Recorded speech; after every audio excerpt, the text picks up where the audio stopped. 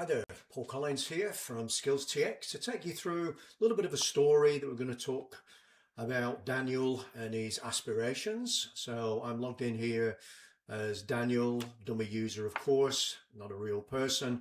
And what I'm going to just point out right up front is that Daniel currently is a service desk analyst and he's doing really well. So he's got this 78% match against his skills as compared to the requirement of skills for that particular role.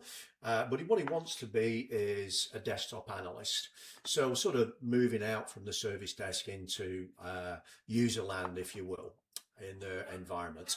So what I'm going to do is I'm going to pretend I'm Daniel and we're going to have a little bit of a chat with our career advisor and see what we get. Okay, so couple of things up front.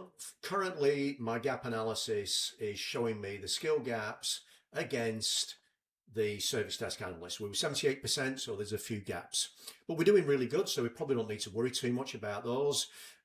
This amber color is indicating that there's an action already against that. So we're going to start looking at the future here. So let's have a look at the gaps for desktop analysts. So now we can see quite a few. We've already got some actions, which is great.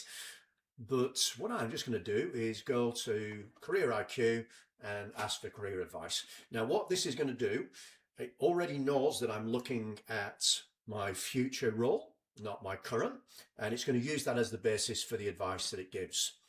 So all I've done is initiate, and it's now going to analyze the skill gaps and it's going to start a dialogue with me with regard to potential development activities. There we go. So it's done a gap analysis. It's identified some gaps, give me a little bit of a commentary, and it's giving me some upskilling actions here. So it's focusing in on the behaviors and what I might like to do.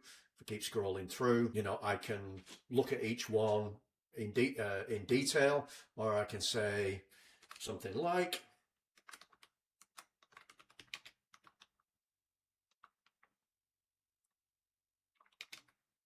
I'll just pause.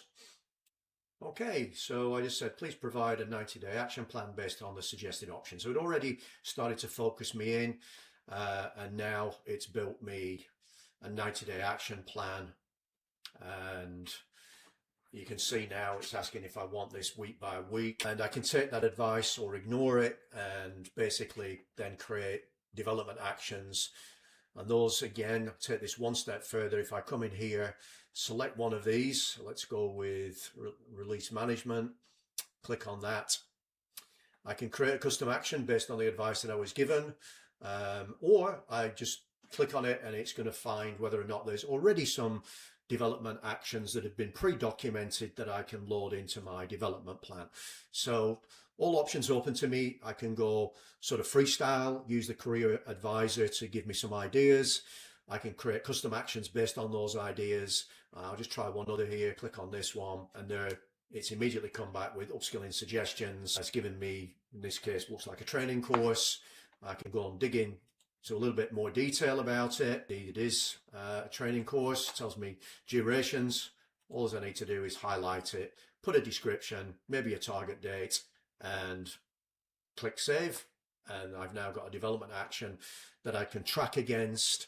And once it's complete, I can have it processed so that it will update the skills that were addressed by it and automatically update my profile and create evidence from that training that I completed.